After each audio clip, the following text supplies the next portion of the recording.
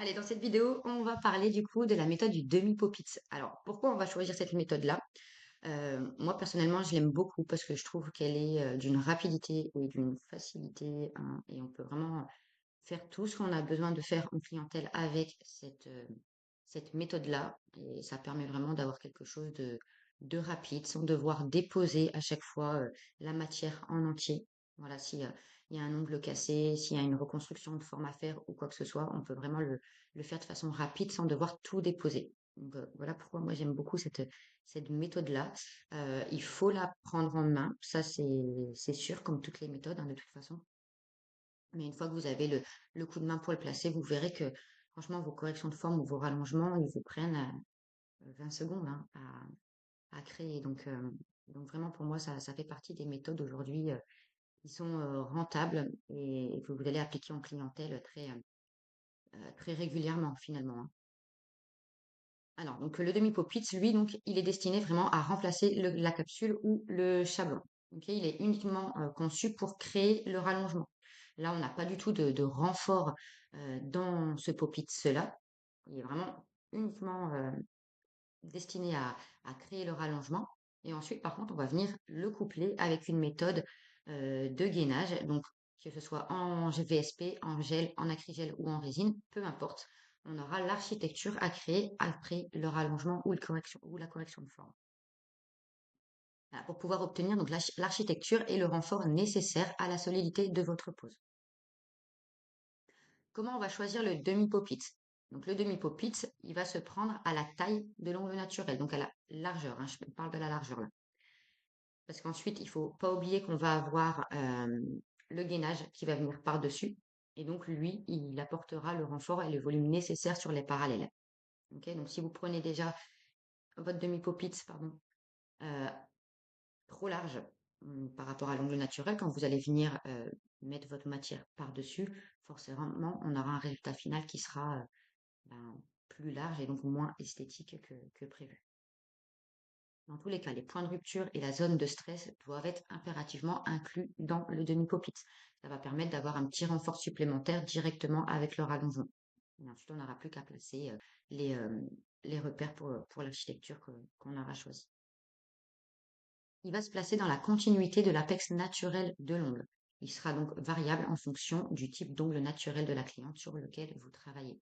C'est pour ça que c'est super important de toujours bien regarder sur quel type d'ongle on travaille. Et c'est ça qui va nous permettre d'adapter le placement du demi-pop-it. Ok, on a vraiment toujours, vous verrez, ça sera toujours la même logique en fait, hein. C'est toujours la même chose. On vient chercher notre surface plate dans la continuité de l'ongle naturel, toujours. Et ça, c'est vraiment ce qui va vous permettre aussi après de faire votre gel sans limage beaucoup plus facilement. Ok, que si on a un décroché, ça va être beaucoup plus difficile à rattraper en gel sans limage après.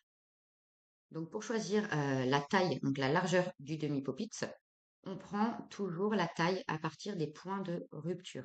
Ok, pourquoi? Parce que en général, c'est cette partie-là qui est la plus large de l'ongle naturel. Et bien sûr, on choisit le demi-pop-it en fonction de la zone la plus large. Si vous prenez la zone la plus fine, bah forcément, il va avoir un petit problème là au niveau de la zone plus large de l'ongle naturel, où bah, là, le pop-it, il sera du coup pas adapté, il sera trop petit. Voilà, on a quand même besoin qu'il y ait de la matière sur les parallèles, hein. On vient vraiment chercher le rallongement naturel de l'ongle, hein, la continuité toujours. Donc en général, la zone la plus large de l'ongle naturel, elle se trouve entre les points de rupture, ici. Ça, c'est une généralité. Après, c'est à vous d'observer et de regarder réellement où se trouve la zone la plus large de l'ongle sur lequel vous travaillez. Alors, les cas particuliers, justement, avec les ongles trapèzes, il y a toujours des ongles au final, hein, où on va galérer un petit peu plus que d'autres, mais dans tous les cas, ça sera toujours le même principe. Dans le sens où là, pour les ongles trapèzes, bah, du coup, on n'a pas nos parallèles qui sont naturellement tracés. Donc, quand je parle de parallèle de face, hein, ça comprend toujours le sinus, le point de rupture, le point du bord libre. Ok, c'est toujours la même chose. Et cette ligne droite, donc, elle est parallèle à l'axe central du doigt. Ok, toujours parallèle à cet axe-là. Donc, quand on est sur un ongle trapèze, ben, finalement, notre zone des points de rupture, elle est plus large que notre zone des sinus. Donc, forcément, on n'a pas une parallèle, on va avoir quelque chose d'un peu plus oblique. Vous voyez là, l'arc naturel, il part comme ça. Donc là, ça va être une problématique. Si on prend la zone la plus large naturellement de cet ongle-là, forcément, on va devoir choisir un demi-popis qui est beaucoup trop large par rapport en plus à la zone des sinus. On va se retrouver avec quelque chose d'inesthétique et c'est pas le but, hein. Le but là, c'est de venir un petit peu tricher pour qu'on puisse avoir quelque chose de joli et de stable également. Donc, du coup, on va créer, on va dire, visuellement nos parallèles de façon la plus droite possible, mais tout en gardant la solidité de l'architecture. Du coup, comment on va se débrouiller? Donc là, sur les ongles de trapèze, finalement, donc, la zone la plus large, c'est aussi les points de rupture, hein. Mais comme je vous dis, les points de rupture, eux, ils sont plus larges que la zone des sinus. Donc du coup, on n'arrive pas à avoir notre parallèle.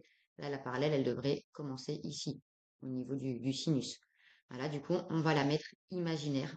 On va la placer au niveau des sinus imaginaires, on va dire, pour qu'on puisse quand même avoir nos parallèles. Donc en fonction de la zone la plus large, du coup, on se crée nos petits sinus imaginaires, parce que là, pour le coup, il y a pas le choix, hein. Donc, sinon, ça veut dire que notre parallèle de face, elle devrait être sinus, point de rupture, point du bord libre. Et là, c'est la plaque naturelle. On ne peut pas la rétrécir, la plaque naturelle, on ne l'aligne pas. Donc, forcément, on sera obligé de faire notre parallèle de façon imaginaire avec le point de repère des sinus. L'idée, c'est d'affiner un maximum, du coup, cet ongle qui part en pas de doigt pour avoir quelque chose d'esthétique.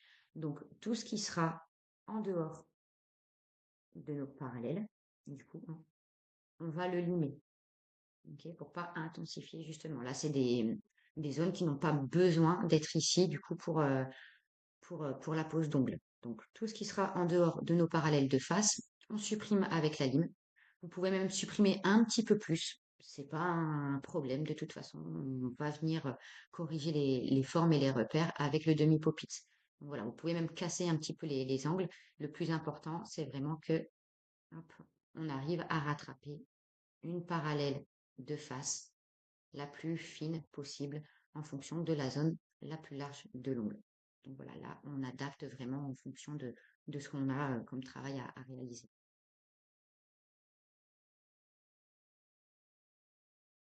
Donc, en image, un peu plus concret, ça donne ça. Donc là, voilà, quand on observe, on voit bien que nos parallèles, finalement, elles partent en oblique et elles ne sont pas parallèles. Donc, l'idée, c'est de tricher.